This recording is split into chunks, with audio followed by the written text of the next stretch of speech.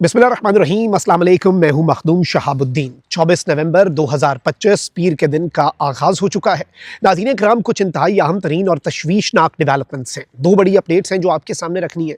एक जानिब तो भारत के एक अहम तरीन जर्नैल के इस ऐलान के बाद कि वो पाकिस्तान की सरजमीन पर कब्जा करने का मंसूबा रखता है, उसके बाद अब राजनाथ सिंह ने भी एक तशवीशनाक दावा किया है, एक धमकी लगाई है पाकिस्तान को, और पाकिस्तान पर जो टेरिटोरियल लॉस इन्फ्लिक्ट करना है, यानी कि पाकिस्तान के इलाकों पर कब्जा, अगली जंग में भारत का मकसद ये है। इस हवाले से कुछ परेशान कुन अपडेट्स हैं जो आपके सामने रखनी है। दूसरी बड़ी खबर भारत के लिए परेशान कुन है। भारत जो है उसका डिप्लोमेटिकली जो कबाड़ा निकला, उसके बाद मिलिटरली मई 2025 में जो कबाड़ा निकला भारत की मिलिट्री का, भारत की एयरफोर्स का, उसके बाद अब जो दुबई एयर शो में भारत का त्यारा तेजस गिरा है, अब भारत को कुछ बहुत बड़े धचके लगे हैं। देखिए, पाकिस्तान और भारत दोनों, अब पाकिस्तान अपना JF-17 और भारत अपना तेजस जो है उसे लेकर पूरी दुनिया के अंदर जा रहे हैं, और पाकिस्तान भी अपने जो तैयारे हैं मुख्तलिफ ममालिक के साथ एग्रीमेंट्स कर रहा है, और भारत का भी यही मंसूबा था। लेकिन अब भारत के मंसूबे को ना सिर्फ ब्रेक लगी है, बल्कि भारत को एक बहुत बड़ा धचका लगा है।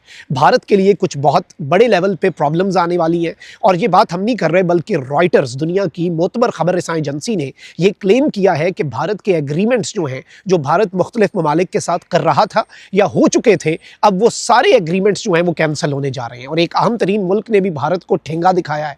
ये दोनों अपडेट्स आपके सामने रखते हैं। अगर अभी तक आपने इस वीडियो को लाइक नहीं किया तो लाइक ज़रूर कर दें। कमेंट सेक्शन में पाकिस्तान जिंदाबाद का नारा आपने ज़रूर लिखना है, और जिन लोगों ने चैनल को सब्सक्राइब नहीं किया उनसे मेरी ये दरख्वास्त है कि चैनल को भी लाजमी सब्सक्राइब कर लें। नाज़रीन किराम, जल्दी जल्दी खबरों के ऊपर आते हैं। सबसे पहले तो मैं आपको ये बताऊं कि नाज़रीन किराम, जो लेफ्टिनेंट जनरल मनोज कुमार है, जो GOC है इन कमांडर वेस्टर्न कमांड का, उसने कहा है कि we are preparing in river fronts too if we want to launch an offensive on Pakistan. यानी हमें दरिया जो है उधर से भी पाकिस्तान के ऊपर हमला करना होगा। और ये कौन कह रहा है? ये भारत का एक अहम तरीन जर्नैल पब्लिकली मीडिया के सामने आकर ये बात कर रहा है, जो कि उनके पूरे मीडिया ने इसे कवर किया है। ये कहते हैं कि we are prepared for all types of warfare. हम हर तरह की जंग के लिए तैयार हैं। Victory will be achieved on the ground. Victory जो है वो मैदान पे होगी। Pakistan will not accept that we have won until we capture the land, so all domains are important। ये कहता है कि भाई पाकिस्तान उस वक्त तक ये नहीं मानेगा कि हम जीते हैं जब तक हम पाकिस्तान के किसी इलाके पर कब्जा करके वहां पर भारतीय परचम नहीं लहरा देते।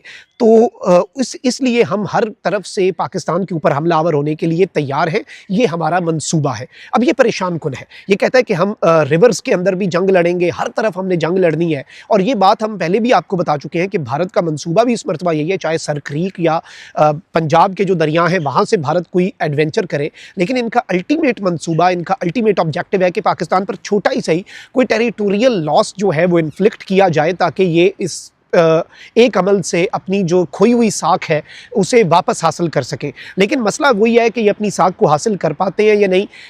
कहीं ये ना हो कि पहले भी इन्होंने एडवेंचर किया था ना, अपनी साख बेहतर करने के लिए सिंदूर किया, तो वो एडवेंचर जो है वो मिस एडवेंचर में कन्वर्ट हो गया था। तो अभी भी वही सवाल है कि भाई ये जो एडवेंचर है कहीं एक मरतबा फिर ये मिस एडवेंचर में ना कन्वर्ट हो जाए। और इसके साथ ही साथ अगर हम राजनाथ सिंह की स्टेटमेंट को एनालाइज करें तो हमें और चीज़ें जो हैं वो भी समझ आती हैं। और राजनाथ सिंह जो है, नाज़रीन किराम, उसने अब क्या स्टेटमेंट दी है मैं आपको बता देता हूँ।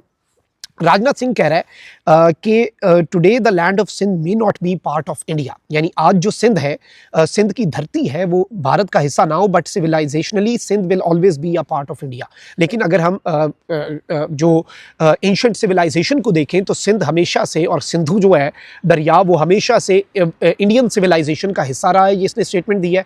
And as far as land is concern, ये कहता है कि जहाँ तक ज़मीन का ताल्लुक है, बॉर्डर्स कैन चेंज। बॉर्डर्स जो हैं वो तब्दील हो सकते हैं। Who knows, tomorrow सिंध में रिटर्न टू इंडिया अगेन।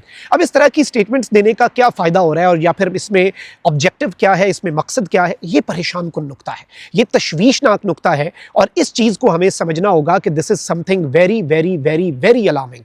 क्योंकि अगर हम देखें तो इनका जनरल भी वही बात कर रहा है। फिर ये कहता है कि हम सिंध को हासिल कर लेंगे, सिंध का हिस्सा हम अपनी सरजमीन पर ले आएंगे, बॉर्डर्स तब्दील हो सकते हैं। और भाई बॉर्डर्स तब्दील हो सकते हैं तो LOC तो वैसे ही एक फर्जी लकीर है, और बॉर्डर्स तब्दील हो सकते हैं तो जाओ हिमाचल और अरुणाचल वाली साइड से बदलो। और वैसे भी भारत से बेहतर कौन समझ सकता है कि बॉर्डर्स तब्दील हो सकते हैं। लद्दाख का एरिया गलवान वैली के अंदर जो चाइना ने अभी भी अपने कंट्रोल में ले लिया है, जो टाइम मैगजीन ने और दीगर इंटरनेशनल जरीदों ने कहा कि अरुणाचल वाली साइड के ऊपर आप लोगों के फौजी जहां पर अपनी पेट्रोलिंग करते थे, अब वो वहां पर पेट्रोलिंग नहीं कर पाते क्योंकि चीन लाइन ऑफ एक्चुअल कंट्रोल की फर्जी लकीरों को तब्दील कर रहा है। तो भारत से बेहतर तो इस चीज को कोई नहीं समझ सकता। जरा ये तो जाकर अपनी आवाम को बताओ कि जो ऑलरेडी टेरिटोरियल लॉस आप लोगों को फेस करना पड़ रहा है, उस पर तुम लोगों ने क्या किया है। और पाकिस्तान के साथ तुम लोग इस तरह का पंगा लोगे तो भाई तुम्हें 3 फ्रंट्स पे मुकाबला करना पड़ेगा। मकबूजा वादी जो है वहां पर भी फिर पाकिस्तान जो है वो कदम रखेगा, चीन जो है वो अरुणाचल प्रदेश पर कदम रखेगा, तो बांग्लादेश जो है वो भी 7 सिस्टर स्टेट्स जो हैं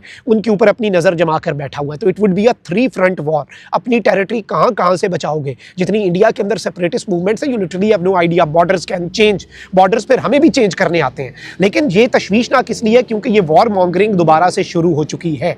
अब इनकी हकीकत पर आते हैं। ये तो इनकी बड़के हैं, ये तो इनकी स्टेटमेंट्स हैं, लेकिन अब आते हैं इनकी रियलिटी के ऊपर। नाज़रीन कराम, जो रॉयटर्स है उसने एक स्टोरी की है, Tejas crash dampens export hopes for Indian fighter jet. India ने ये होप्स लगा के इंडिया बैठा हुआ था कि वो अपने इस फाइटर जेट को एक्सपोर्ट करेगा, इस फाइटर जेट को दुनिया को बेचेगा। बल्कि इंटरेस्टिंगली मैं आपको ये बताऊं कि आपको पता है कि अज़रबैजान पाकिस्तान का बहुत बेहतरीन दोस्त है। अज़रबैजान और आर्मेनिया की नागोर्नो कराबाग की जो जंग हुई थी उसमें पाकिस्तान ने साथ दिया था अज़रबैजान का। और अभी भी जो जंग हुई इंडिया पाकिस्तान की, अज़रबैजान और तुर्की साथ खड़े थे। यही वजह है कि अज़रबैजान और तुर्की की बाकू इस्तांबुल लोग कितना जाते हैं, इनकी इकॉनमी टूरिज्म पे है। इंडिया वालों ने इनका बाइकआउट कर दिया। इन्होंने कहा, अज़रबैजान वालों ने क्या कहा इसके ऊपर कि भाई हम भाईचारे में नंबर्स नहीं देखते, करना है बाइकआउट तो भाड़ में जाओ, दोस्ती हम ऐसे निभाते हैं। अब पाकिस्तान अज़रबैजान को JF-17 दे रहा है ना, तो इंडिया जो है उसने क्या किया, इंडिया आर्मेनिया के पास भागा गया कि भाई आपका तो पाकिस्तान के साथ और अज़रबैजान के साथ फड्डा है, पाकिस्तान तो आपको रिकग्नाइज नहीं करता, तो हमसे तेजस खरीदो। JF-17 पाकिस्तान अज़रबैजान को दे रहे हैं, हम तुम्हें तेजस देते हैं, ये मुकाबला करेगा। ओ भाई क्या उन्होंने अपने तैयारे गिरवाने हैं। अब वैसे ही एक तो ट्रंप ने अज़रबैजान आर्मेनिया की सुलह करवा दी, पाकिस्तान के भी डिप्लोमेटिक रिलेशंस एस्टैब्लिश हो गए। लेकिन अब ये खबर आ रही है कि आर्मेनिया ने जो निगोसिएशंस चल रही थी इंडिया के तेजस तैयारे के लिए, उन निगोसिएशंस को सस्पेंड कर दिया। उन्होंने कहा है कि भाई इस बातचीत का भी फ़ायदा कोई नहीं है क्योंकि ये तैयारा पूरी दुनिया के सामने एक्सपोज हुआ है। और ये खबर जो है इसे आप रॉयटर्स की खबर के साथ अगर मिलाकर पढ़ें तो आपके सामने पूरा मंजरनामा क्लियर हो जाता है। Indian fighter jets Tejas crash at Dubai air show has undermined the India's push for export of the jet. ये रॉयटर्स कह रहा है कि भाई इंडिया जो इस चीज़ को पुश कर रहा था कि ये अपने फाइटर जेट को एक्सपोर्ट करे, इस क्रैश ने इंडिया के उन तमाम तर होप्स को भी क्रैश कर दिया है। The crash will stall near term sales effort in target markets across Asia, Africa and Latin America. India Asia में, अफ्रीका में और लैटिन अमेरिका के अंदर जो एक नियर टर्म सेल्स के जो एफर्ट्स कर रहा था इंडिया, और इन मुल्कों को टारगेट कर रहा था कि वहां पर जाकर अपना ये तैयारा बेचने की बात करे, उस पर इंडिया को बहुत बड़ा धचका लगेगा। Tejas crash effectively rules out exports for now. इन्होंने कहा है कि एक लम्हे के लिए, तो अभी के लिए तो भैया आप कह लें कि एक्सपोर्ट के तमाम तर मंसूबे जो हैं वो रुक चुके हैं, especially as Tejas already faces production delays and engine supply issues. Tejas को प्रोडक्शन डिलेज का भी सामना है। तेजस को जो अमेरिका से इसका इंजन आता है, अच्छा ये इंडिया वाले कह रहे हैं ना कि अमेरिकी इंजन की वजह से तेजस जो है तबाह हो गया। इंटरेस्टिंगली जो जहाज का मलबा है ना उसमें सिर्फ अमेरिकी इंजन ही बचा जो अमेरिका की एक चीज़ थी, बाकी जो कुछ इन्होंने बनाया वो नहीं मिला तेजस के क्रैश में। और ये इनका अंदाज़ा करें कि अमेरिका पे भी इन्होंने मलबा डाल दिया। एक तो प्रोडक्शन डिलेज है, इंजन के ऊपर इन्होंने बात कर दिया, वो कंपनी ने दोबारा इंजन देगी, और अर्नाब गोस्वामी बैठ के बीजेपी के अकाउंट्स बैठ के अमेरिका को और उस कंपनी को टारगेट कर रहे हैं, जनरल इलेक्ट्रिक को।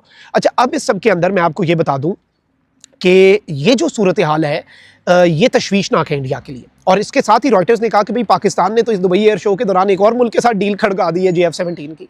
और भाई मुकाबला तुमने करना है, पंगे किन से ले रहे हो, जात के तुम लोग क्या हो, इस चीज़ को समझो ना। और फिर टेरिटोरियल लॉस इन्फ्लिक्ट करना है, पहले अपनी मिलिटरली अपनी साख तो बचाओ ना। राफेल तुम लोगों से चले ना, अपने जहाज बना पाते हो, ट्रेनर जेट्स तुम लोगों के गिर जाते हैं।